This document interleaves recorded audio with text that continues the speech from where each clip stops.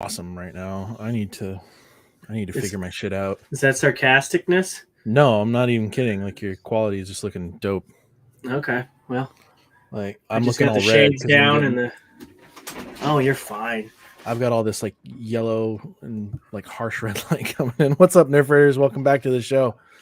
Here we are. Sometimes we sing in the opening. Sometimes Sometimes we we sing. Sometimes we're background talk. shit talking. We compliment each other on our lighting setups. So yeah, Well, here we are at the. I don't know if there's like a spoiler embargo for video games as far as reviews go. I know that generally the Monday after the release of most movies, their spoiler embargo is lifting at that point. But we are here to talk about a few things first, and then we're going to kick off into our collective review of Jedi Survivor. We have the fastest I've ever played a game upon release. So which is a really good. We got to do this. Which for you is a really good sign. Yeah. Now we have not talked to each other at all about what we thought of the game. Right. We basically just kind of like kept each other. I didn't want to spoil anything. I didn't know how far ahead you were, and so it was kind of hard to talk. Like it was touchy territory because we didn't. Yeah, there was really no way for us to be like, okay. I mean, in hindsight, we could have just been like gone into the data bank and be like, hey, what chapter are you on? And that's right. Okay, that's where you are. All right, cool. But we didn't do that. So we are going in kind of blind as far as each other's thoughts on it. So it should be an interesting discussion. But we've also got some news topics that we want to knock out ahead of time. So we'll do our normal thing first, and then we'll kick off with that. How did you lay it out? How do you want to start? I didn't really lay it out. I kind of had a rushed afternoon. So I guess we can talk about the WGA strike first. Yep. We can kick off there. So it's 2008 all over again, and is it though? I mean, it's not, but it's that's the last time we had a major Writers Guild strike, and gosh, the industry suffered for it back then. So all I can hope for is that the studios don't drag their feet and get this taken care of. But I could see this affecting at least the fall and anything scheduled to come out in the fall TV wise, and any movies for the next year that haven't started production. What are your thoughts on this? Well, so I didn't find out about it until late last night, scrolling through the Twitter, and that was when it popped up. So supposedly, the Hollywood writers go on strike after their contract negotiations fell through. Basically, the contract negotiations between the Writers Guild of America and Alliance of Motion Picture and Television Producers, or AMPTP, we're basically in contract negotiations. The Writers Guild is the union of writers, essentially, and their contract was going to be up at on May 1st, and so they were in negotiations for like the past month and change to try and figure out how to get all this going, and they couldn't work it out. Basically, they couldn't work out a deal. So the WGA was like, "Fine, we're going on strike." And the WGA's contract with the AMPT ended midnight on May 1st. And so from 12:01 a.m. or 12 o'clock a.m. on May 2nd, they were officially on strike. The last time that this happened was back in 2007 and 2008. And according to Vox.com, work stopped for 100 days and cost $2.1 billion to California's economy alone. And according to the WGA's proposals chart, the guild proposals would gain the writers about $429 million in total per year, and AMPTP's counter proposal is an increase of about $86 million per year. So it's essentially just a money argument that we were getting into. Also, coming from Vox, meanwhile, according to WGA's calculations, industry profits have ballooned from $5 billion in 2000 to $28 to $30 billion from 2017 to 2021. And spending on original streaming content grew from $5 billion in 2019 to $19 billion, the lion's share of it by Netflix, which reported $6 billion in operating profits in 2021 and $5.6 billion in 2022. And this was also the a historic margin, as they're calling it, that 97.85% of the WGA membership voted yes to strike. Yeah, and according to Bernie Sanders, last year, 8 Hollywood CEOs made nearly $800 million, yet pay for TV writers has fallen by 23% over the last 10 years. It's not just about money. I did see some of the asks in there. Some of them Writer are employment was another one in there too. Yeah, that was employment. Early green rooms on shows that haven't been greenlit. They're called mini rooms, but they're supposed to be greenlit. They had some asks for that. One of the more interesting and modern asks involved AI, where they made specific demands that one, you cannot use a popular writer's content as a base for AI learning, which is a thing. It's a thing that physical artists are dealing with right now with AI art out there, learning to copy. I was getting people asking me to use photos that I take as their, like they would feed it into, I can't remember what the AI app was at the time. There's so many, yeah. But they were asking to use it so they could generate their AI generated profile photos. I was like, what, is my fucking photo of you not good enough? Like, right. The other AI ask was you cannot have AI continue or build off the work that somebody already started. So if somebody wrote a script and they plugged it in an AI to be like, punch this up, or bring this out, they can't use it as a base. And those are, I mean, pretty relevant asks in today's day and age. Yeah, that's a absolutely. pretty, whoever thought that up, way to go. That's smart. That's smart thinking. I mean, like we're in, like the reason that like I don't want to make the comparison to 2008 strike is because we're in a very different landscape now. 2007, 2008, I think Netflix was just getting started with the I don't even, it's like, since when has Netflix been streaming? Okay, yeah. In 2007, Netflix began offering subscribers the option to stream some of its movies and television shows directly to their homes through the internet. For most subscription plans, the streaming service was unlimited. And now we have a whole streaming industry that's a considerable chunk of Hollywood in general. Yeah. Right. But their reasons weren't because of streaming at that point in time. In fact, network television actually took like the brunt of the, I think took the brunt of the damage as far as the silver screen is concerned. Yeah. R.I.P. to heroes. Yeah. But like Netflix was just getting started at that point in time. In 2007, Netflix was still the get the DVDs delivered to your house service. It was not necessarily like, hey, we got streaming. So we're not talking about something that had all of the original programming that streaming has, that Netflix became known for very, very quickly once they actually started broadcasting it.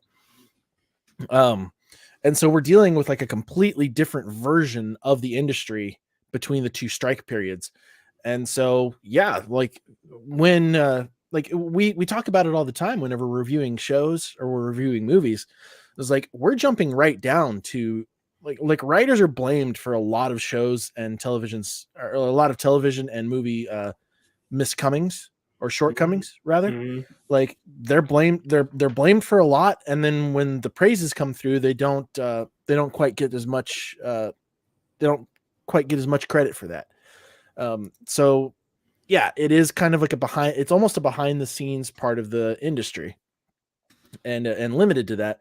Whereas in some situations, you actually have writers who are held above absolutely all else. I mean, it's like, especially when Game of Thrones was going, the like D&D or Dave and Dan, I think is what their names were.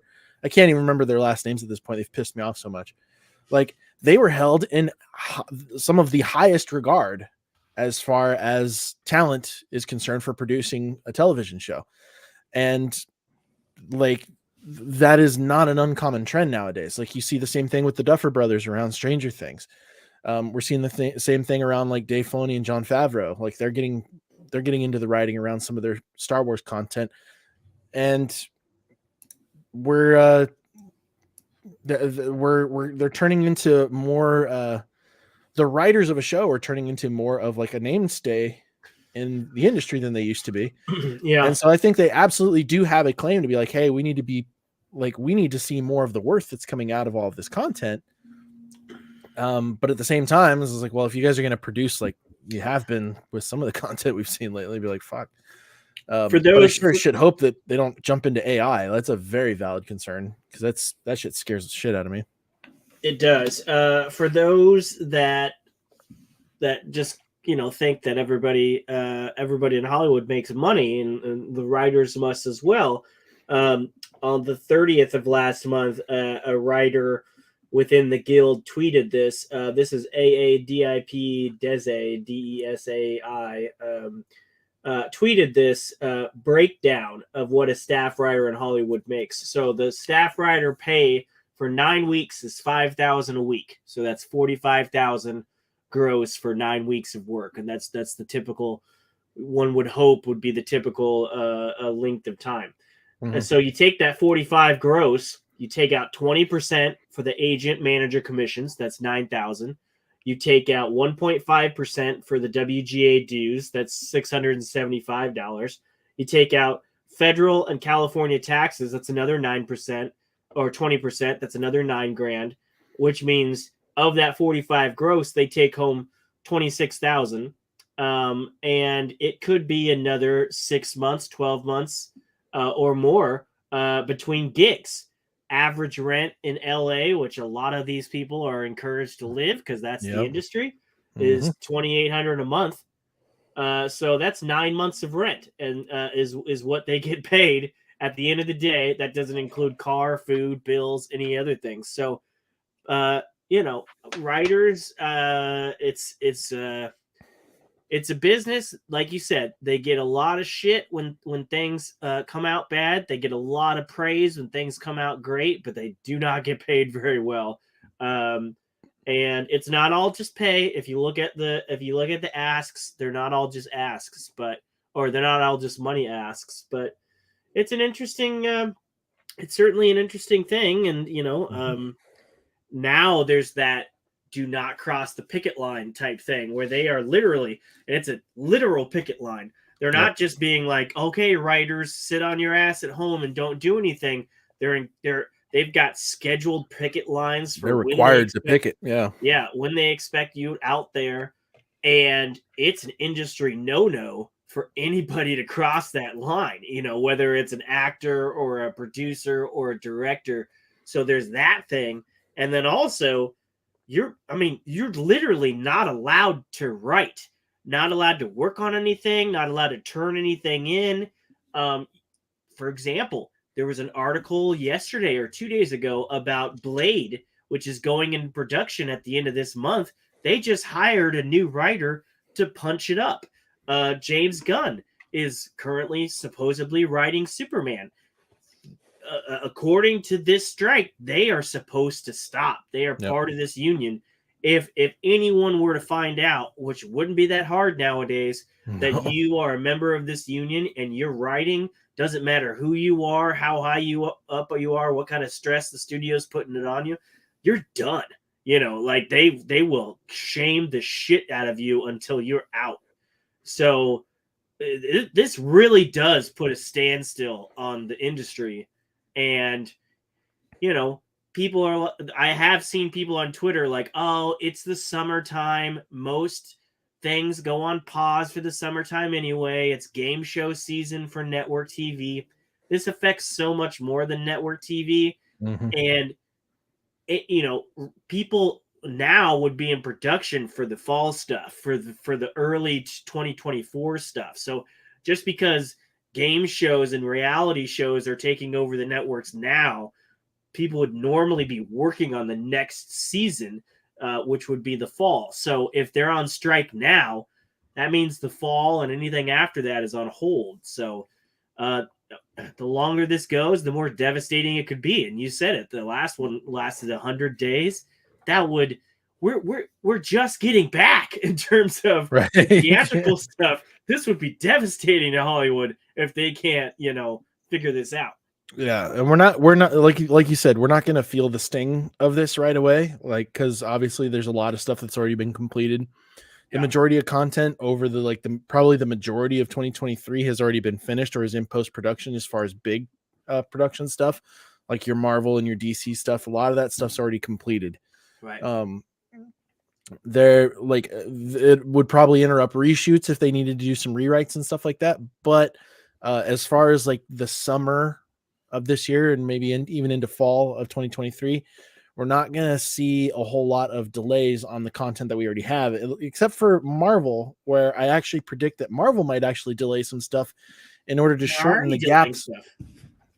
Like in order to shorten the delays in between, like shorten the gaps in between future content that they have coming out to make it not as jarring of a wait for the future of the Marvel Cinematic Universe.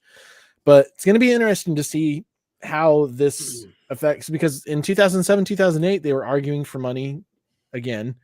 But that was a much less complicated issue than we have now. We've got a completely different landscape as far as how this content reaches its viewers. And so they have to argue about streaming and how wildly different that has become.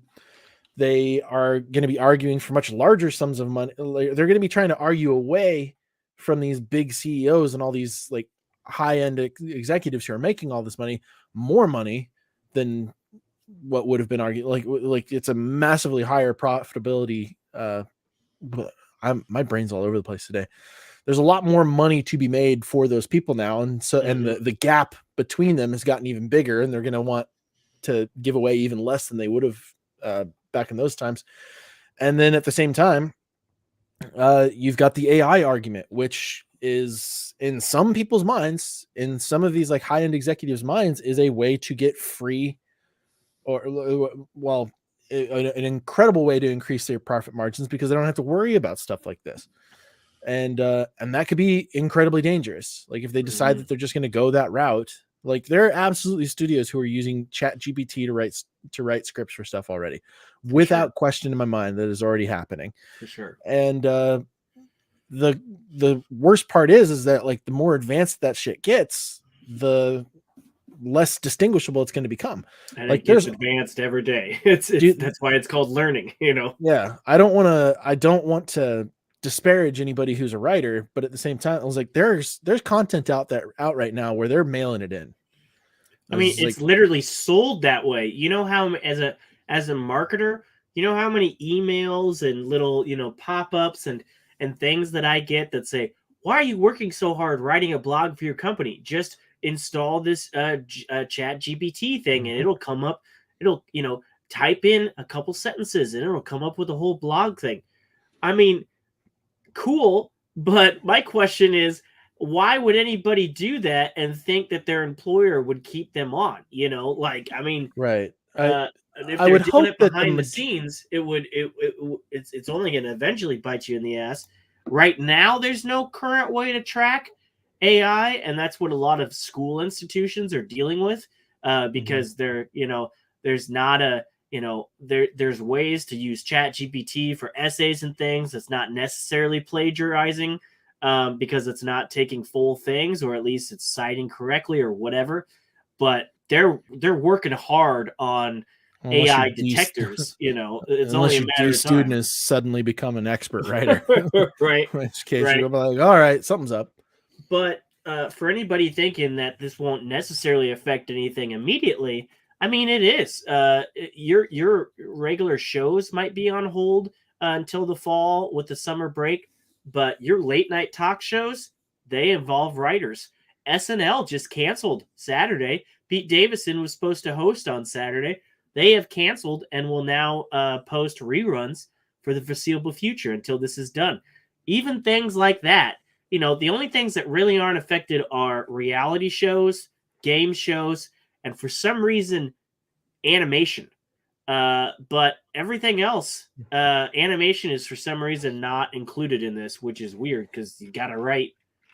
I don't get that, but yeah, that's an interesting one.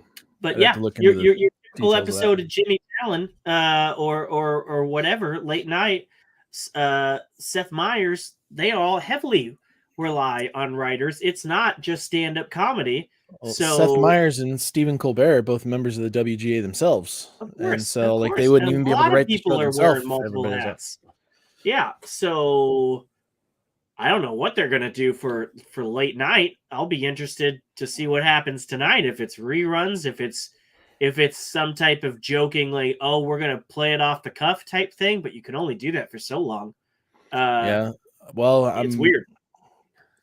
I'm personally I'm not at a huge loss if we lose a bunch of late night TV. I haven't I watched mean, late I night in a don't long care, time, but but it is we could something that probably is use it. affected that people don't think about. It's like late night has kind of already been taking a drop off. At least, I mean, James Corden's show just ended. That's not a loss for me, though. That's a That's that's not a no, that's victory. not a loss at all. But at the same, that's not a loss at all. I mean, personally, I didn't like James Corden at all, and Yeah. everything I heard about him made it even worse for him. But Yeah. but at the same time, like the show was popular, but it wasn't making enough money compared to how much they were having to spend in order to make it. And like that's kind of becoming a regular theme for a lot of television shows. And so that's going to make these contract negotiations even harder for the writers that get the majority of their careers off of those industries and not even off of the streaming platform itself. I can absolutely see more people going into going the indie route as far as getting their stuff made and creating competition for these industries, maybe even getting away from the mainstream industry even itself. Even still, what indie writer is going to potentially jeopardize their career if they're not already attached to the WGA? I mean, this isn't just, for those that are uninformed, this isn't just like one group of writers in several firms of writers within Hollywood.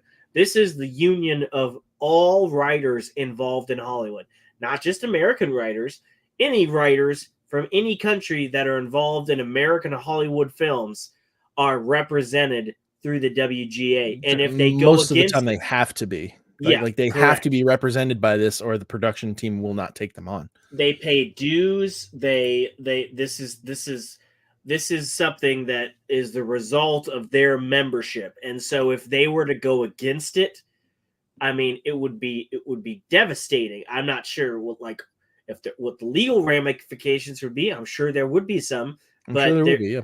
But the career ramifications once this is done, because it will be done eventually, would be devastating. And I just can't imagine any new up and coming writer to Hollywood being like, I'm going to take advantage of this, because as soon as it's over, you're going to be shamed right out the door and to another state, So I'm sure there are studios that are hunting for those type of people or trying to find ways around it, because we've seen things like what was the Bond movie? Quantum of Solace was written during the writer's strike. They literally had James Bond himself, Daniel Craig, help write that. And that is considered the worst of his movies for that particular reason. So I guarantee you there's teams of people trying to cut corners with this already, and it's not going to work. So just get it done. Just find some. No one's going to get everything they want, but find some type of common ground for your own sake. But we should keep going. We got other topics. We've got a quick one. I didn't know that this was happening, but a trailer dropped for Gran Turismo. Correct. Which I knew this was happening. Which is not exactly a video game movie. It's more of a story about it's based on a true story about a Gran Turismo player who was like very big on the simulation side of it. He had the wheel, he had the pedals, like he had like the setup as much as he could. And he ends up making it onto on a professional racing team. And so he's doing the real thing. And at first it didn't really catch my attention. I was scrolling through Twitter and I saw it. I was like, I didn't play Gran Turismo. I was into Need for Speed. Like Need for Speed, Gran Turismo was a big rivalry when I was a kid. So I didn't jump onto this one, but this one was known for Gran Turismo was always known for it being a little bit more realistic. Yeah. And pretty. Just pretty. And I also wrote off Ford versus Ferrari as a racing movie. I was just like, I don't know if that's going to be that good. I don't really care about racing. But then I watched it. I was like, hey, this is actually really good. So good. And then I saw that David Harbour was actually in this movie. So I was like, okay, I'm probably going to give this one a try. And I can't remember the last thing I saw Orlando Bloom in. Yeah, he's been in some things, but not a well, lot. I think the last thing I saw him in was the third Pirates of the Caribbean movie, not even like the offshoot one that he showed up in for a little bit. Oh yeah. I don't have any connection to this. I think the last Gran Turismo game I played was on like PS2. But I Need for Speed and Gran Turismo in terms of video games were always back and forth, But the trailers and the cutscenes for Gran Turismo were always like, whenever you would go into like a Best Buy or something and they would have the PlayStation demo reel, it was always Gran Turismo because it looked so damn pretty. And when they announced this movie, they did a little teaser trailer and it was just like, oh my gosh, it brought me back to those demo reel days because it looked so good. And I was like, who was directing this? And it's Neil Blomkamp. And Neil Blomkamp, he could do things. Yeah. Blomkamp? I thought it was Blomkamp. Neil Blomkamp. He directed District 9. Before he directed District 9, he did these amazing commercials. Just this ultra realistic yet CGI stuff. And he's come on and off projects ever since then. He had this movie called Elysium that didn't really turn out very well. He was supposed to be in this Aliens movie that Ridley Scott got canned. He's done some like short film stuff that landed on some network. It was his short films that actually caught the attention for him to actually get District 9 made. He originally caught the eye of Peter Jackson, which especially in the VFX world is a big grab. Like Peter Jackson was big on Weta Digital at that point in time. He did these short films in the last couple years, though. I think they're called Oat Studios or something like that. Okay. And they're creepy and they're amazing. But he could do some amazing work when he has the passion to do it. And so him directing this, I'm stoked because it's a little more grounded than some of his other works. I think that's unfortunately the problem. Like he did this movie about a gangster robot that I thought was cool, but most people were like, it's just not connecting, man. It's just too out there. People connect around racing and cool cars. I think this could be a big hit for him. And I think, he could make this look beautiful. Yeah. And the last video game property that we got that was based off of a Sony property was The Last of Us. So who knows? Maybe Sony will hit it again. But I mean, that was pretty much all I had going on. Like that was kind of all that was really on my radar. It doesn't make sense for us to talk about Dune very much longer than there's going to be a trailer tomorrow. Yeah, they dropped a short like hype teaser today that did get me hyped. I'm pretty stoked. I just want him to give it up. Yeah. If you want like at the minute updates on stuff that we're doing, I'm going to try to be more active on Twitter. And so if you want to follow Nerfherders Crew at Nerfherders Crew on Twitter, you can keep up with what we've got going on. As far as like what I'm sort of paying attention to, what's sort of on my radar at the time. And then if there's something in particular that you might want us to talk about, throw it to me on Twitter, because that's what I'm going to be paying attention to as far as Nerfherders Assemble is concerned. I want you guys involved, like I want to see what you guys want us to talk about and we'll dig in. But for now, fuck that. I want to talk about Jedi Survivor because now is the time. Which is crazy because the last time we talked, it was hours away from Jedi Survivor coming out. It was much more hours as it turned out. For you. Yeah. So because Xbox literally 11 o'clock on the dot. I started playing. I'm sorry. Yeah, we were so like I'd already thought that it was going to be a little bit earlier, and then that was wrong. But I had preloaded it. Like I had preloaded it, but it just did the download. It didn't actually do the install. So I had over 100 gigabytes of installs that you needed to do. Yikes. And my disk speed, for whatever reason, was running like shit. And so it would not, like, Steam was just not putting it down. And that was also a major difference between us. We're gonna get into that. You were playing it on console. I was playing it off of on PC. And the launch, I know that console was having issues too, but the launch on PC was abysmal for a lot of people. Jedi Survivor has fallen into kind of like a long list of AAA titles that are starting to come out broken at launch or at the most unpolished, and running into a whole bunch of different performance issues. This was not a great port right off the bat, which is very unfortunate. I, however, got very lucky. So I recorded my entire playthrough. I'm thinking about putting the video together and just kind of going through some of the key moments. But I recorded absolutely everything. Most of it's boring because when I'm playing a game, I'm focused. I'm in there, and I was also playing on Jedi Master difficulty. So, like, because I had played Fallen Order so much, I didn't want to jump in on an easy one. I wanted to get a little pissed off, and I did. But yeah, like that was like a big component of the experience for a lot of PC players, is that the game was broken at launch. Didn't matter what your settings were set to. Most people were maxing out between like 25 and 30 frames per second, which for PC gaming is crap. Like, nobody wants that. You can get away with 30 in some games, but for the most part, you want to be sitting at 60 frames per second. And I'm not going to get into that debate. I'm not going to get into that argument with anybody. 60 frames per second is generally a baseline for what PC players expect to get. I never got that throughout my entire playthrough. I never got up to that range. I'm sitting on a 3060. Well, actually, let me just go into my Steam setting, my software settings here, hardware. So I've got an Intel Core i7-8700, and that is I'm sitting on an RTX 3060, and that's pretty good. Like, that's a pretty good setup, and I should be able to run it on reasonable settings. I should be able to hit 60 frames per second without having to dumb too many things down. The game, it did not matter what my settings were set to. It wasn't going above like 35, I think, was like the majority of what the frame rates that I was able to get. Very unfortunate. Thankfully, in this situation, the game was performing relatively well inside that range, and so the gameplay did feel pretty fluid.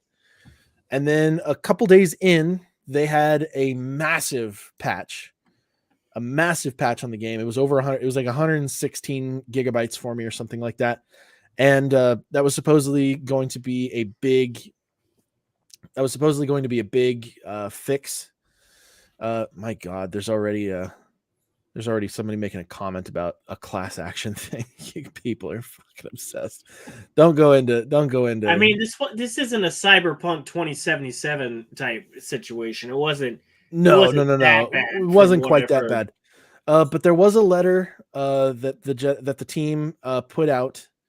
It was like, we are aware that Star Wars Jedi Survivor isn't performing to our standards for a percentage of our PC players, and it was a massive percentage. In particular, those with high-end machines or certain specific configurations.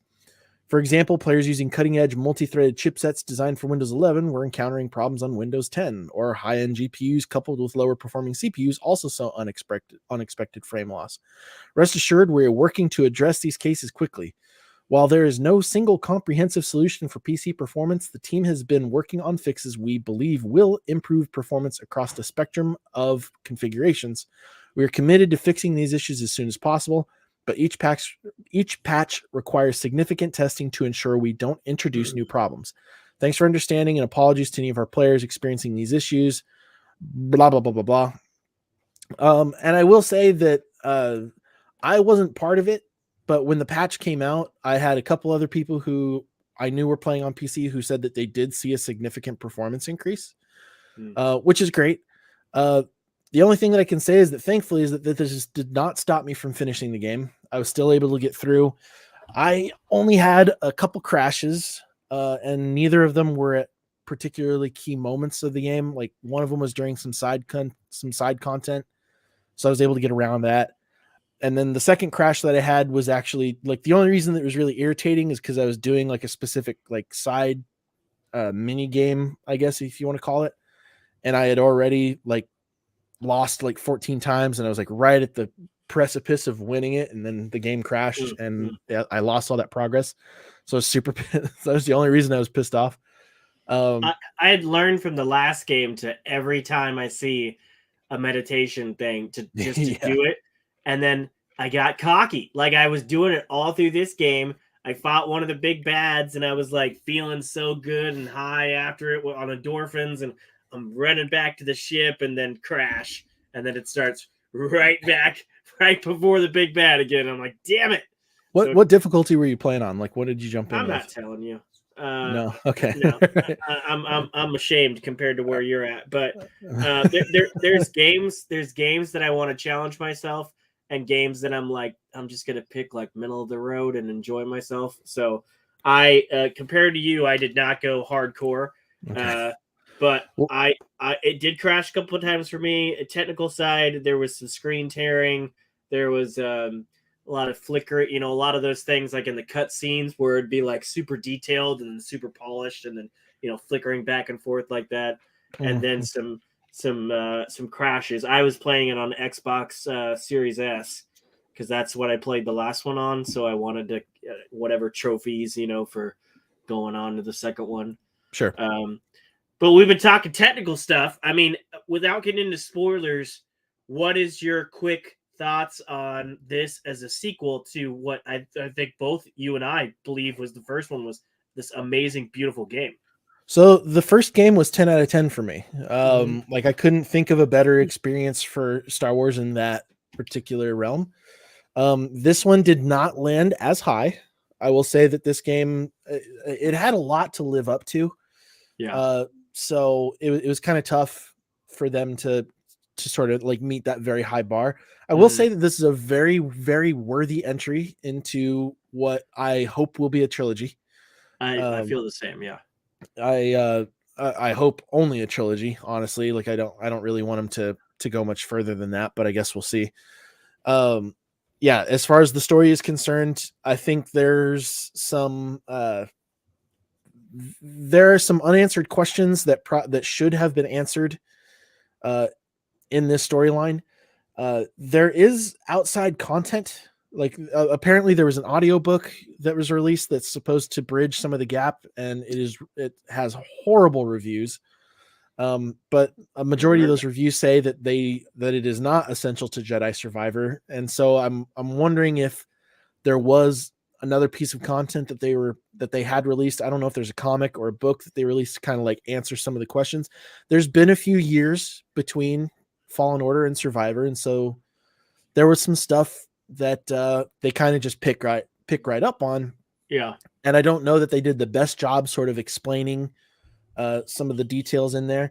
Although I will say some of that would probably be reserved because in this game there is a companion system for parts of the missions, and so you're interacting with a character throughout like your regular normal gameplay without even following storyline content. And so I feel like some of the gaps would probably get filled in with some of the conversations that you guys would have Yeah. during that time. I did not do a lot of side stuff. I wanted to complete the story so we could get to talking about this while it's still super relevant and really important here.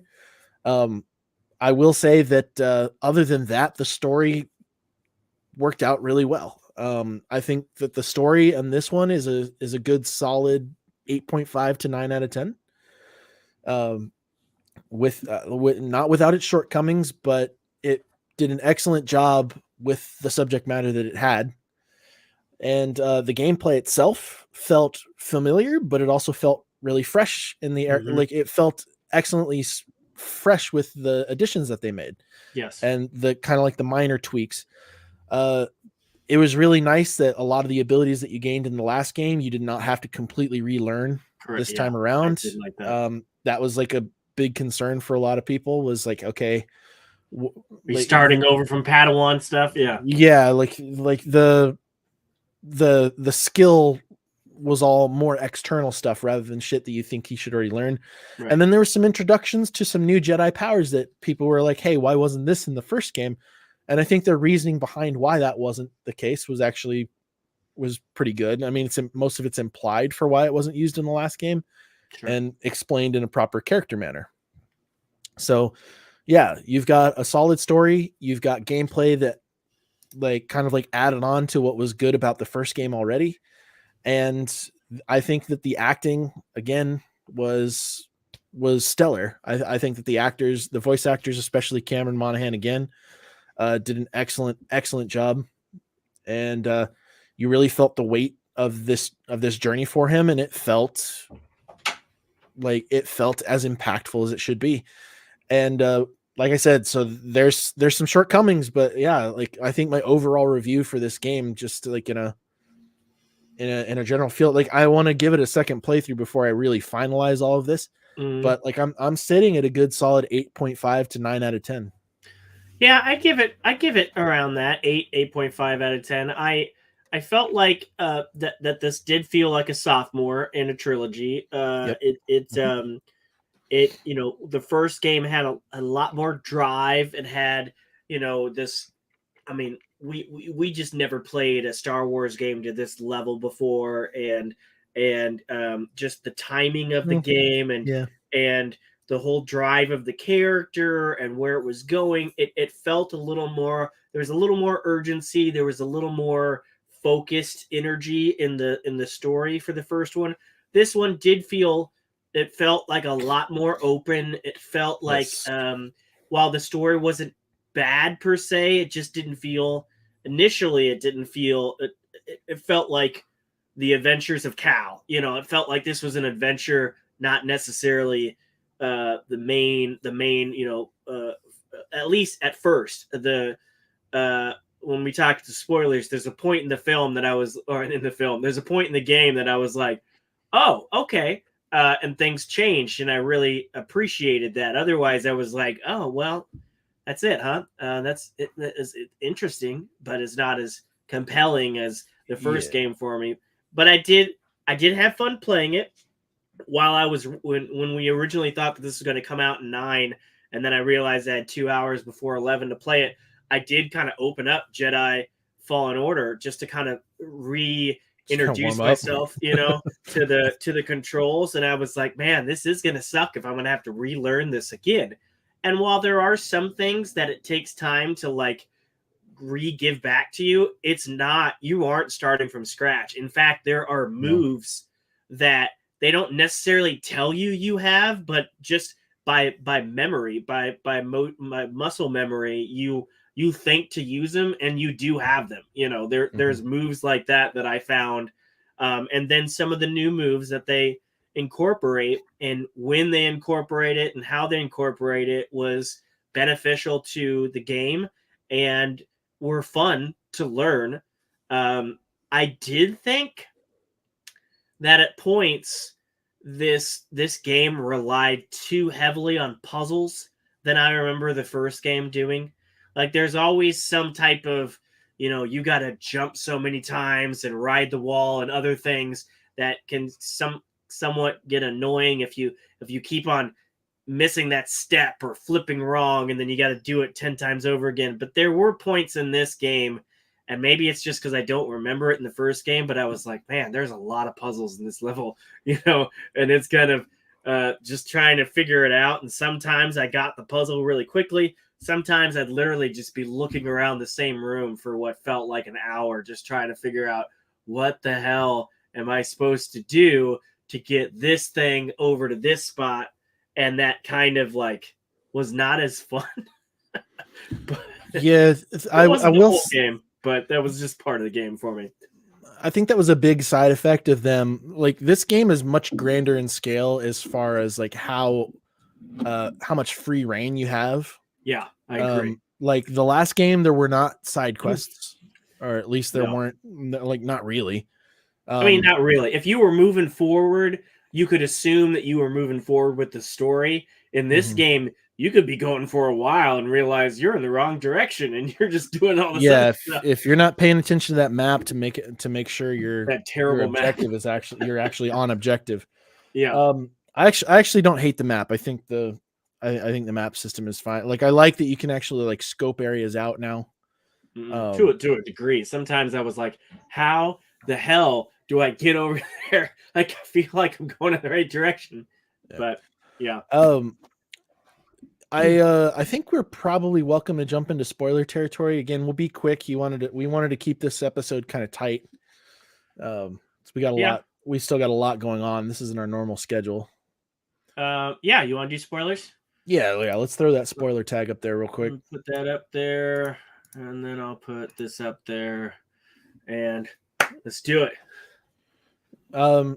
So obviously the one thing that we actually did talk to each other about was a prediction that we had both made correctly from the beginning.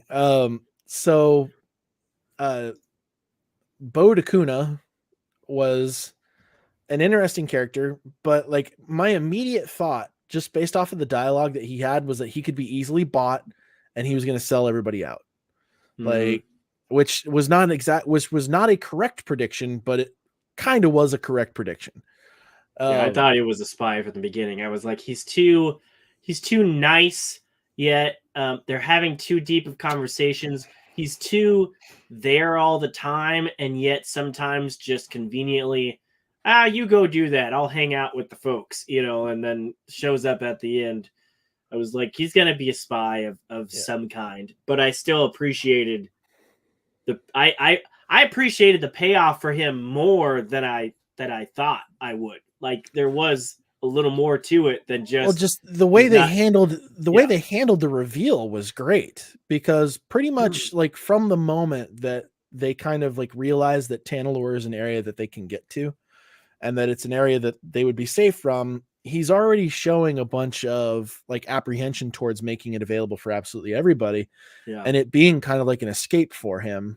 And you're like, okay, he's going to sell them out so he can have it on his own, or he's going to like join in with them so he can have a haven where he doesn't have to worry about any of that shit. And so that was what I thought he was going to sell him out as, like, because like he had a very big problem with Cal just saying, hey, let's open it up to the hidden path.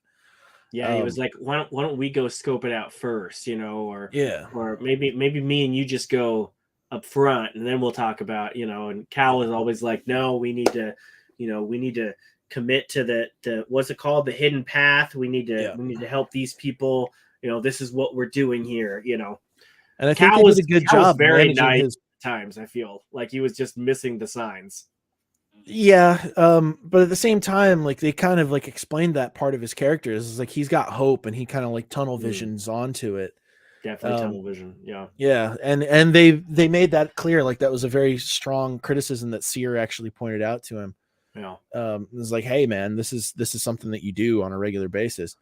The biggest surprise out of the game for me actually.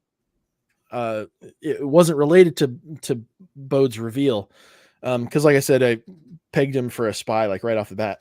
It was pretty shocking that he was actually a Jedi, or he was a former Jedi, and that he also revealed that like he was actually set up for like Jedi intelligence, so he was a Jedi spy, which is why nobody could detect him. Right. But that was also kind of like a big factor for, is like, because the Jedi, like that was against the code. Like you were very much a rogue Jedi at that point. Like you were not, like that wasn't something that the Jedi tended to do. And even when Anakin got faced with that in Revenge of the Sith, he really didn't like the idea of it. The biggest reveal to me was actually Cordova. I did not know that Cordova was alive. I thought the assumption was that he had passed away. Agreed. In Fallen Order. And so it like absolutely had no expectation to see Cordova in this. That was insane. I was not prepared for that. And so like that was probably the biggest reaction that I had that I can think of on video, is when he shows up on Jeddah. You're like, holy shit, what? Cordova, you're actually here? Yeah. I loved the reveal of that. I also loved, just from the start, I loved how Cal's out on his own. We don't start with the team that we ended with, and we don't really know why at first. He's got a whole nother team. Somehow he's got the Mantis. But Grease isn't driving it. No one's there. and then we eventually pick back up with those folks, and we get the sense of, maybe Cal just couldn't. He just needed to get out there. He needed to do this, but the other members of the team needed to separate themselves from him and his kind of almost his obsession to go do what they felt was right. And I really like that that's where the story picked up from, because it just made the sense of time, like the passage of time, felt more real with that. And then how they incorporate these, and then Cordova being a part of that group, I was like, oh wow, not only are we seeing Seer again, which I was really interested where she would be after the last time we saw her, but she's hanging out with Cordova and they're rebuilding the archives. And I just thought the way they reincorporated the team was very well done. Did the wash of anxiety come over you when you found out that the archives were on Jeddah and that was where they were, like, that was like their base camp? I was like, a little bit, yeah. Fuck, the writers not see Rogue One on this one, or had they seen it and they're just wanting to fuck with us really bad? Yeah, because I was freaking out. I was like, oh shit, here we go. Like as soon as I heard that Jeddah is where we were going, I was like, fuck, like, because the planet didn't get like immediately leveled in Rogue One, and Force and Jedi Survivor and Jedi Fallen Order are considered canon, correct, in the new part of Star Wars. So how we could even see some of these characters. Do we have any idea how long it is between this and Rogue One? So in particular, so Rogue One is basically right at the Battle of Yavin, which would be 0 BBY. And this game is considered 9 years before the Battle of Yavin, or the destruction of the first Death Star. What about Andor? I think Andor is covering. Andor is BBY 5, so this is 4 years before Andor. Yeah, from what I saw, this game was actually happening concurrently with Kenobi, or like we're right around in that territory. But okay, that's not really consequential. We don't see any characters from that period of time, which I really liked. Yeah, the only time that they actually made the connection to the original trilogy was with the Vader reveal, which was also not that surprising. But fun. It was fun. Call back to the game. It was kind of a situation that I thought they probably shouldn't have done. But at the same time, the way they handled it was actually pretty good. Like as soon as he showed up, I was like, okay, she's not, like, this is where Seer dies. But she got a good death. Like she got a good death. She got some redemption from her. I mean, she didn't need redemption. She already got that redemption at the end of Fallen Order, but it was a good callback, and how she had like found herself. And what did she say? She had conquered her fears or whatever, like she let go of her fear. She let go of her fears. And I did like their back and forth. I thought that was, and I did like being able to fight Vader a little more than you did in Fallen Order. In Fallen Order, you were just like, there's no fighting Vader. I loved fighting as Seer. She fucking she was kicking ass during that sequence. Even in even on Jedi Master that I played on, like she felt like God mode. Like she was running through people pretty crazy. That was one of my crash points, was when you're trying to slam that gate down in the hangar. Yeah. I had the game. I didn't have it crash, but it bugged out and I couldn't, like, I saw the prompt, but I couldn't, like, didn't matter what I did with the buttons, it wasn't actually working. So I had to redo that sequence. Before all this, the first like 2/3 of the game was about Dagon, which is this dude up here in the right. Yeah, Dagon Gera. And I'm not gonna lie, ever since they revealed him in the trailer, I was worried that I wasn't gonna care about him. And honestly, I wasn't really connecting with his plot throughout this game. Like, I thought it was interesting, but I wasn't connecting. So when I told you the big bad, I thought that was him. Like, you get to this fight with him, and while it's an interesting fight and there's some cool mind stuff going on, mind tricks going on, when it was done, I was like, okay, I didn't think it was a satisfying ending. And I'm sure there's a way to figure out how much of the game you have left, but I didn't know how to do that. So I just assumed we were going to start going into end mode. And at that point, there were some fun points in the game, especially when you team up with Mirren and you do a little flying with her, which was definitely fun. That was incorporated into a couple things that I thought was interesting. That sequence on Jeddah was excellent. Yeah, That and was a great sequence. you have people, TIE fighters and everything coming at you and all. Anyway, was that before or after the Dagon fight? That would have been before. That would have been before. Yeah, so that was my favorite point of the game so far, and I was like, well, at least we got that. But I'm not gonna lie, this kind of boss fight was a little disappointing. But then, as I tried to tell you without teasing you, sucked. Yeah, but there was like all of this other stuff afterwards, and then the Vader stuff, and the invasion of the archives, and just shit going down. And then we get Bode's reveal, we get Cal getting his ass beat, and then it says respawn, and I was like, wait, did I lose? Like, did I do something wrong and I lost? But then you respawn as Seer, and you're protecting the archives as her. I thought just that was a great point in the game that I was not expecting. I think that last third of the game was really redeeming, because it was kind of my favorite points in the game was after the Dagon stuff. Honestly, I didn't really care for Dagon. I'm sorry. He was kind of boring to me. Well, so that was kind of where that's kind of what brought my rating down for the game, is that the way they handled the villain felt kind of forced. Yeah. That we had somebody from the High Republic in there. Like when we start the game off, it does not feel like we're going to get into something like that. It felt like we were going to be very rebellion focused. Yeah. Missions and stuff. Yeah, that the Empire was going to be, again, like sort of the main enemy. We weren't thinking that the Bedlam Raiders were going to be the majority of the people that we were fighting in this one. Yeah. It makes sense that we had a separate faction other than the Empire in this particular regard, because Cal Kestis is already regarded as a terrorist. He's well known. The fighting would have just been amped up, and that might be a little bit too quick for the second installment of the series. I feel like the third game, the stakes are going to be very high. Or like they need to be a lot higher.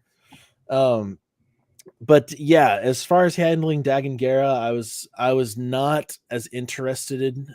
And I also felt like his turn was far too fast.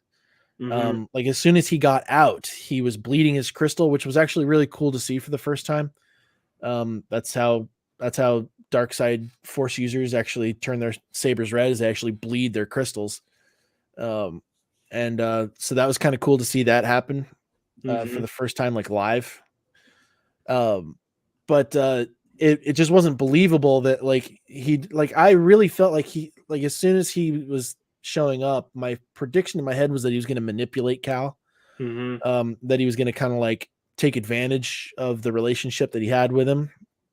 And he was not subtle. He was not like he jumped the gun immediately. It's like Cal was on his side. Like Cal was he could have played Cal for a while. Instead, he was just like, I'm gonna reveal right away who I am. Yeah, and instead, like jumping the way that he did, it just didn't make sense to me. And I felt like that would have been a better reveal for later on in their conflict, when they like finally start figuring out that Tanalorr is somewhere that they can reach, and have Ravis, who was an interesting character, be a lot more of like on the brunt of like the bad guy side, until we get to like sort of more of a midpoint of the game where they reveal to be in league with each other. Instead, he's immediately bad, and you find out through flashbacks, throughout the game, why he's bad. And it was still interesting, but a less compelling way to tell that story, and honestly, the whole reason that it stayed compelling is because you had Ravis, a Gendai, who, like, I had heard about his species ahead of time. Like, they're essentially invincible.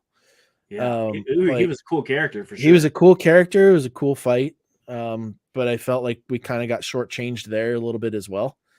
I did like their back and forth, and I wondered if he was going to turn at the end, but instead it was more like a Klingon thing, like, just give me an honorable death type thing. Yeah, and like his honor was a very like important part of it for him. Like he Yeah. didn't want to like, and as soon as he was beaten, like he kind of honored he like kept to his word essentially. Yeah. Which was nice. It was like the thing that saved it was the Bo Dakuna turn and sort of how Which they handled that. That was sort of definitely, what rescued the game for and it me. had impact. The longer it went on, the longer you felt Cal's emotions. Like he was devastated, he was pissed off, and then as soon as he found out Bode was a Jedi, he was like he was both livid and heartbroken at the same Yeah. time. You could feel it from that point on through the rest of the game. Well, and then you're conflicted throughout the entire time too, because like you don't want to have anything happen to Kata because she's an innocent bystander in all this. She doesn't know Right. what's going on, and they played it off really well between Marin and Cal. Both it was like we've both had our families taken Which I from us at like a that. young age, I like that and they it's like, realized yeah, that. he doesn't want to have to do that, and he didn't. Like he like throughout that fight, Cal was like very adamant. I was like, no, I don't want to do this. Like, stop. Let's like it's over. Just quit this stuff. And then ultimately having to choose between not killing Bode and saving Marin. It's just like, no, I gotta take him out. That was a good end to that character, but even leading up to that, when he first goes onto that star base, Mm-hmm. um, The there's ISB headquarters, essentially. Yeah, that was there fucking was crazy. urgency in that level. I mean, you could just I was sprinting that entire level until it forced me to slow down. Like I could feel the anger in him, and then with the whole dark side glimpses, which were really tempting just to do all the time. Talking about God mode, anytime you went dark with Yeah. Cal, he was unstoppable. Doesn't matter who he was up against. So between that and anytime I could sprint, I was just like, let's go. We got to find him. Let's go. And until it forced you to slow down and his little undercover thing. And he looked so cool in the white outfit. And that was So a cool level. I liked it. Even though it was so I unbelievable that anybody would look at him and be like, oh, yeah, you work here. yeah, so I had Cal in a full beard and I had the bun Oh, did you? hairdo on him. So he did not look like a fucking Imperial agent at all. I was like, there's nobody buying this. You changed my clothes. You couldn't change his hair. Like, come on. See, that's Um, so I wanted to ask you because I'm not a person that does that. I went to the first workbench, changed the color of the lightsaber, and that was the only thing I changed throughout the whole game. So I wanted to ask you, when it does cutscenes, does it keep the style that you picked? yeah, Really? So like yeah. when they're on the ship and he's having a heart to heart with Mirren, it's the look that you Hmm. created? Wow, Yeah. that's interesting. Okay. In fact, like I started so I'm about an hour into Grandmaster on New Game Plus.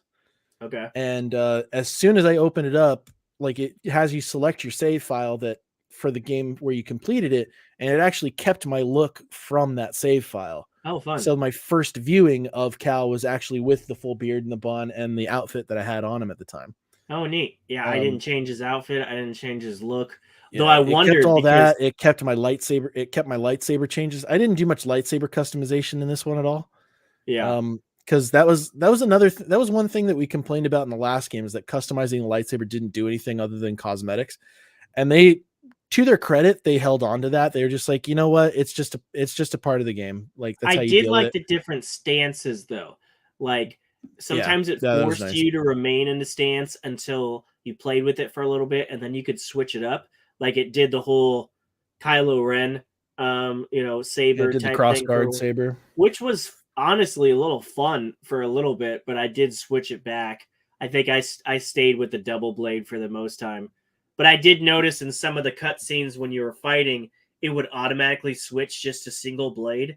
And, Mhm. and and then when it got back to gameplay, it'd go back to whatever stance you were at. So that's why I was wondering in the cutscenes if it switched between your character design and whatever they had pre-programmed for the Yeah, cutscene. whatever outfit you have Cal in, he'll be in when you hit a cutscene. Oh, neat, neat. So yeah, you can keep a look like that with him throughout the entire time, and he doesn't change his out. Like the only time that he changed his outfit was in that Imperial side, and you can't Yeah. customize him at that point. Well, that Um, was fun seeing him in that, but and just seeing him go dark, I think they could have even taken that farther. And by the tone of the music at the end, I think maybe he's not done with that. I'm glad Mirren was like, "What was that?" And he was like, I don't know." Well, I love that it was like something where Marin was like, because like the whole time, like Cal's conflicted. He doesn't want to lose himself, as he puts it. And like the one time where he felt where he was going to go over the edge, it was very clear that if Marin had not been there, he would have gone over the edge. He would have killed that ISB officer.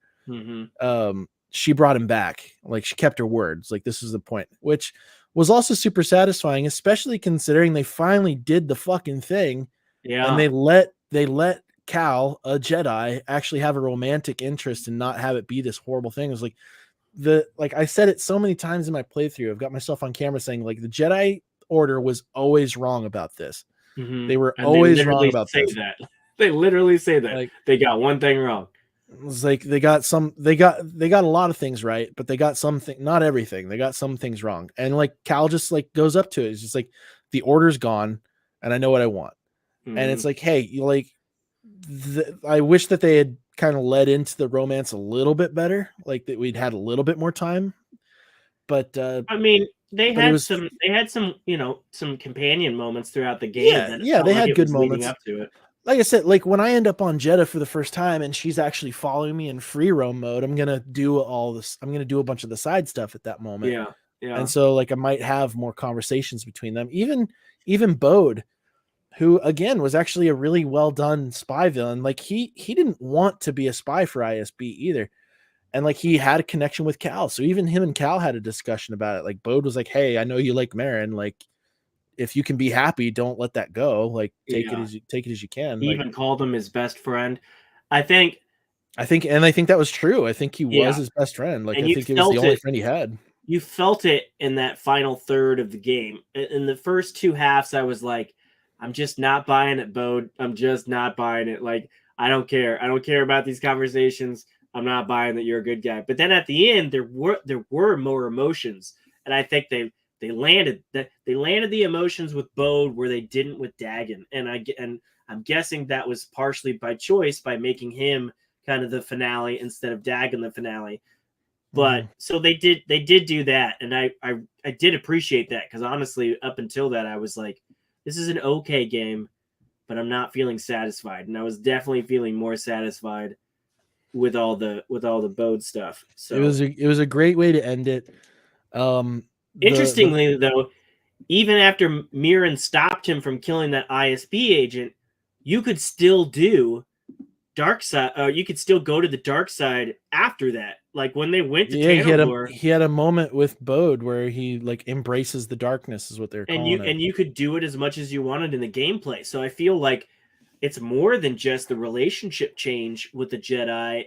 It seems he's walking that line. So I don't know if this is going to be contained in these games or if this is Disney opening the door for future iterations of the Jedi not being so constrained as they used to be. Well, you've already got that with Ahsoka. Like Ahsoka is already kind of out. Has she walked the dark side line before? I think we're gonna see that in her show.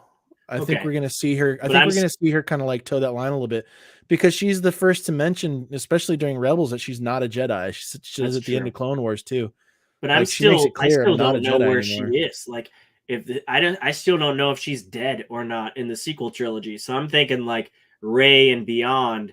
If this is kind of like the template that they're setting up for new future young Jedi to kind of be more edgy and not as I guess they kind of already did that with Luke kind of letting go of the Jedi way, so if we just had that tease that Rey might be rebuilding the Order, maybe she rebuilds the Order in a less restrictive way and kind of adopts some of the things that Cal's adopting here. Well, I think as far as Cal is concerned, I think we'll have everything kind of come full circle with that conflict to where like when they're at the end of Fallen Order and she's kind of like embracing the dark side to fight Vader in that hallway, like Cal is the one that reminds her is like, hey, you still have a choice. Yeah. Like this is like you can still choose to be what you want to be. I think she's already communicated with him from the afterlife. I feel like that would probably be something that comes full circle. And like he's conflicted with a moment in the end of the third game and we sort of see that. Like I think in the next game, they're probably going to reveal some abilities where you're like, hey, I don't know if a full Jedi should be doing shit like this. There might be powers that he's able to use. I don't know. It'll be interesting to see. I really appreciated that cut to black moment before the in credit scene. I did appreciate her Force Ghost coming and saying, giving him instructions on how to treat Kata, and then he doesn't respond. He just kind of turns and then cut to credits. I thought that was an excellent point in the game. It was the longest credits ever waiting for that in credit scene, but. Yeah. Well, you can skip the credits and still see the end credit scene. Oh, I didn't know that. I just sat there. Yeah, I had to look that up while the credits were going because I was like, I'm not sitting through that. Like every video game credit sequence is that long. It's like I can't sit through this. Come on, it's longer than a Marvel movie. Gosh. But what did you overall, think of the end credit scene? I mean, yeah, it was not even an end credit scene really. It just kind of felt like an epilogue, just to kind of like lead into what was going on. But it did. I was kind of hoping for a cliffhanger of some kind or a lead into the next game, but it still felt like a satisfying little epilogue. I think we got the lead in. I feel like the next game is going to be them trying to get the hidden path up and going. I also feel like the next game will be kind of like in line with what's going on with the rebellion. I feel like those activities are probably going to be happening at the same time. And that we're going to see kind of that version of him, like, because we have Tanalorr now. We have an area where the Empire can't get to, so they either have to compromise that, which I feel like that's something that Vader would be heavily involved in, which he's not going to be able to do during like the time of the Skywalker saga. Or at least like the New Hope era, the OG trilogy times. He's gonna have other shit on his plate at that point in time. I for the next game, I am kind of half expecting to see Yoda. I feel like that would probably be something that goes on there. Like he'll have his like dark cave moment or something like that. I don't know. I feel like we're going to see a lot more conflict with Cal in the first one and in the final game. I'm assuming we're getting one. Like there's been no announcement. There's been no word on it. We won't get any of that for quite a long time. It'll sort of depend on like the landscape of all these companies and how everything gets handled. But Jedi Fallen Order came out when? A few years ago at this point. Really? 2019? Oh, I could have swore it was like 2016. That's crazy. Well, to be honest, the fact that we got this so soon with COVID being in the middle, it doesn't feel like that long. Like I remember like wondering if they would have been developed. Fallen Order. The video game industry lends itself very well to being able to work from home. I mean, yeah, but the Fallen Order feels so long ago, and now seeing that it came out in November of 2019, it really wasn't that long. So we could have, if they stay on schedule, we could have another game by 2027 or shorter. Roughly, yeah. It'll be interesting to see what happens. I'm very much expectant to see Cameron Monaghan show up in a live action Star Wars piece before too long. We talked about this last week about, that little teaser he did with Mark Hamill. Now that you've played this game and the idea of Tanalorr being in here and most people considering this canon and Disney not necessarily saying that it's not canon, is it likely or unlikely that Tanalorr will be brought into the on-screen live action Star Wars in some type of way? Like, maybe the Jedi weren't wiped out, but they were stuck on Tanalorr and they couldn't get back through the nebula for all these years. But Luke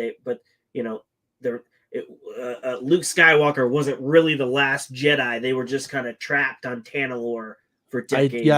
I don't expect that. That's a pretty big retcon. I don't feel like they'll go that route.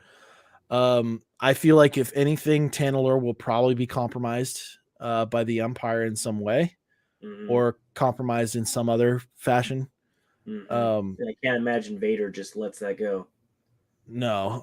Well, he doesn't know about it.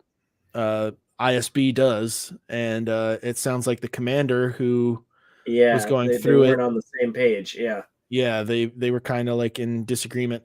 I think if anything, Denvik probably revealed to Vader what like Bo Dakuno's report was, but without a way for them to actually get there. Mm-hmm. That'll be interesting. But as we've seen, like they don't even have to get to Tantalor. All they have to That do is was a destroy. crazy thing. They Yeah, just have at to the end, destroy the relays. they really didn't. That was the thing. Like the whole game is about getting a compass, and then he goes to Bode's apartment, and Bode just has a hologram that shows how to get there without the compass, and then he's surprised that they show up. Like Bode had that hologram Well, Bo of didn't have that hologram. He had the compass. no, he had the hologram. He took it from Bode's apartment. Remember, he was playing it, and then he was playing it off the data disk that he found in Bode's apartment, and then that's when Kata showed up. Well, Bode must not have watched it because he was pretty surprised at how they got He there. was, and I was like, "That was in your apartment." But yeah, it was. It was like, oh, the compass thing didn't really matter. You just need to do the erase. Right. But yeah, Which was actually a good reveal because like that would have been something that the God, I can't remember her name now. Centauri Cree had kind of kept to herself, especially in the years that she was spending on working on getting back to Tantalor after Dagon had his turn. yeah. I think we're good to wrap it up here. We both seem to be kind of on the same page. But I do want to ask how you felt about Rick the Door Technician boss fight. Oh my gosh, I was gonna bring that up.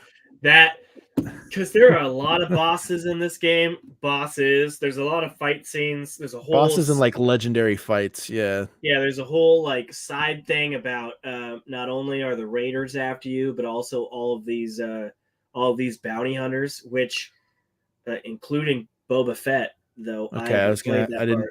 I didn't know if you had ran into that, but Yeah, I saw the scene and I was like, okay, well, I'm not 100%er guy, so I'll probably never reach that point. But so there's all these things, and then yeah, a part of me getting into sprint mode, I just see a guy at the end of the corridor and it says his name on top, and it's what's his name? Technician Rick the Door Technician. Rick the Door Technician. And at that point, I just run at him, slice him once, and then it says defeated. And I just Rick the Door Technician. The play off of Mike, what was it? Matt the Radar Technician, I think was his SNL name. Yeah, but yeah, no, that was a good one. Slice and he's dead, and I haven't laughed that hard in a long time. Mostly because I was sick and I was afraid to laugh too hard. But I was literally cracking up in the basement, and I had to text you that. I didn't know if you'd gotten to that point or not, but I was crying laughing. It's like I'd heard it, and for some reason I thought you were like watching the SNL video or something like that, and you're bringing that up. But like literally like 10 minutes after you sent me that text, I ran into him. Yeah, that was great. It was so simple. It was an easy kill. It was just defeated. It was just a great joke. I also like that Scuba Stev was in there. Mm-hmm. Just making fun of Scuba Steve, which I thought was great. This felt it feels like there's so much more that you could play, and literally, especially when you were in the town, every other person had what felt like a little side mission for you. And yeah, so I completed the game. I had 50% of exactly 50% of the achievements on completion. I haven't gotten any new ones since I started up the other one, but like I'm at 27 out of 53 achievements with just under 30 hours. I beat the game in 28 hours of playtime. I did some side stuff, but not a lot. And I was playing on a harder difficulty, so I was repeating a lot of fights. My completion log was like 59% for the game, for the entirety of the game, like the whole totality of the game. I'm only 59% complete. So I did seek out whenever I saw those little force totem things. I tried my hardest to figure out how to get to them. Yeah. Unlike other games, I did go in and adapt my skills and apply as much as I could, because it just made the game more smoother. You know, I didn't really do the workbenches, but I've told you in previous games, there's times that I just don't feel like upgrading. I just go through the whole thing. But in this one, it made for smoother combat. And I did like, one thing I was really irritated on were the gun things that came down from the ceiling. Yeah. And I was like trying to Yeah. deflect them. And I'm like, why is this not working? I was so pissed. And then I learned later that it was going to It give was you a the force thing. ability that you had to wait for. Yeah, I fucking was that like, how annoyed am the I piss out of me. dying from ceiling guns? Like, it was so annoying. Yeah, that was irritating as shit. And then when you got that ability, it made the droid destroyer droids a hell of a lot easier to deal with Oh too. yeah, yeah. Um, And I kept on like, because you would go up to things and it would give you like the red closed symbol. And I'm like, so I would go into skills and I'd be like, where is this? Like, it's got to be in force or something oh yeah, that no, I haven't upgraded to. I And I just was like, walked by. Like as soon as I saw that, I was like, okay, it's something I got to learn. And I yeah, was just like, whatever. Um, yeah. it was the electro conduits that were annoying me the most because I was Mm-hmm. finding those everywhere on like the exploration. Like I would see a section that was like, hey, I haven't explored this. So like I said, I wanted to do some side stuff, and then I would run into one of those. I was like, fuck, I still don't know how to do that. And it's gonna be some Yeah, it's gonna be some side things. It's like fucking whatever. And just dealt yeah. with it.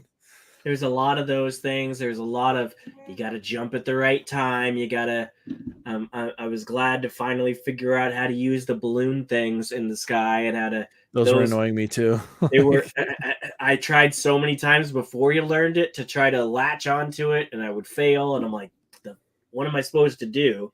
And then even when you learned it, it took me a while to realize if you held it, then you could aim. And I was like, how do you aim? But it was organic, and once you did master it, there was a sense of like, oh yeah, I'm a Jedi, I'm getting through it. So and I did like just enjoy being in the character. I only used fast travel a couple times just so I could really progress, but otherwise I liked being in Cal. I liked, just going through the motions, and it was an enjoyable game. So I'm not knocking it just because I gave it an 8.5 instead of a 10 out of 10 for the first one. It does feel like a sophomore game, but it was still a worthy entry, and I'd be excited to see what they do next.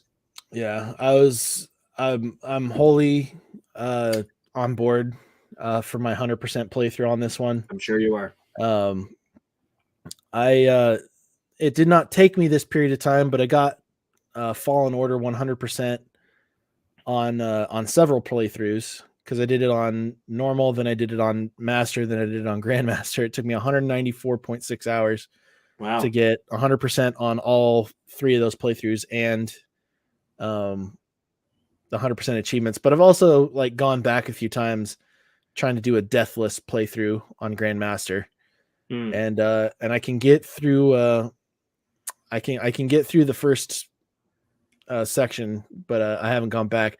I don't know if I'll try doing that this time around, but And there are more levels on this game than the first game, right? Wasn't there only like not 4? really. No. I thought there was one. I thought there was one extra difficulty level in this game than there was in the last one. Oh, as far as difficulty levels go, yeah, I think That's what there I meant. was.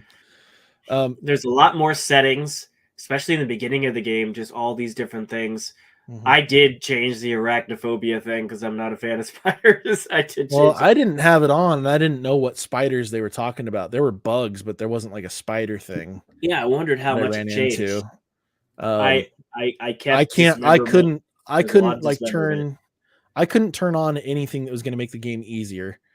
No, of And course. the interesting thing about New Game Plus, like the last time around, New Game Plus let you keep all your cosmetics, and you got the red lightsaber color if you wanted it. This time around, you get the red lightsaber, you get a party lightsaber, which I don't know what that is. I think it's a rainbow changing color lightsaber. But there's also 3 perks. One that changes some of the fights in the game to more difficult combatants. Another that changes your cosmetic appearance on death, so you come in like a random configuration every single time. And then another that massively increases your damage, but it also massively increases enemy damage. So like a very high risk reward situation. So I've got 2 grandmaster playthroughs coming through. I've got the one where I'm doing now, which is trying to get 100%, and then I've got the final grandmaster playthrough where I've got the high risk high reward setting on there and the changed fights to make everything harder. I don't know what New Game Plus is. Is that the deluxe or is that the? No, so like after you've completed it, after you've Oh, that's completed the the. game, you I know what replay you're it talking about. again, and Okay. it lets you keep all of your skill points from the Yeah, previous that's right. playthrough. I thought it was something you pre-ordered. Yeah, that makes sense. No, Afterwards, yeah. no, this is like it's a part of replayability on video games that I really appreciate. God of War Ragnarok just recently released their patch for it. And so that's now live on that one. I haven't gone back to that one yet. I feel like I'll go back to Ragnarok when it comes out on PC. Yeah. But I didn't see a lot of other settings that made it easier other than there was a fall setting. So there was one that would get rid of fall damage. Yeah. And You could that was still a thing. die, but you wouldn't come back Well, you severely. wouldn't die from fall damage. You would only ever you could only ever lose to like the maximum amount of health that you could lose before killing you. Yeah. I don't think you could outright die from fall damage. It would just bring you back with like that little sliver of health. But getting rid of that would take away fall damage completely. There was another setting in there where it was like, yeah, you get rid of arachnophobia, so that would like get rid of a certain amount of enemies. I didn't think that was right. No. It said it would reprogram. It said it would change the look of the things to be less spider-like. It didn't say it would get rid of the spider ones. Well, I didn't see anything that looked spider-like. If anything, it looked like centipedes. But I can't imagine an arachnophobe would like those two terrible much either. So, but yeah, no. Overall, great game. I'm really excited to dig into it some more. And I'm glad we could get through it so quickly because like I was so stoked last week, and then here we are on Tuesday already talking about it. I'm glad we were able to talk about it. This is good. We don't do movies this quickly, but we did a full game. No, so. we need to be better. I need to be better at movies. You're good at movies. I need to be better about it. But yeah, we appreciate you guys watching. Hit the like button or hit the follow button, hit subscribe, whatever platform you're watching us on. Be a part of the conversation. Hit us up in those comments. Follow us on YouTube. You can find the past broadcasts for our show there, and any future videos that we put out will be there as well. So don't forget to hit that bell notification so you're notified when we're going live. Or if you're watching on Twitch, I think follow just lets you do that. And yeah, again, be a part of the conversation and hit us up on Twitter at Nerfherders Crew and send us the stuff that you want us to react to or the stuff that you'd like to see us discuss. So we appreciate you. Until next time, have a good one.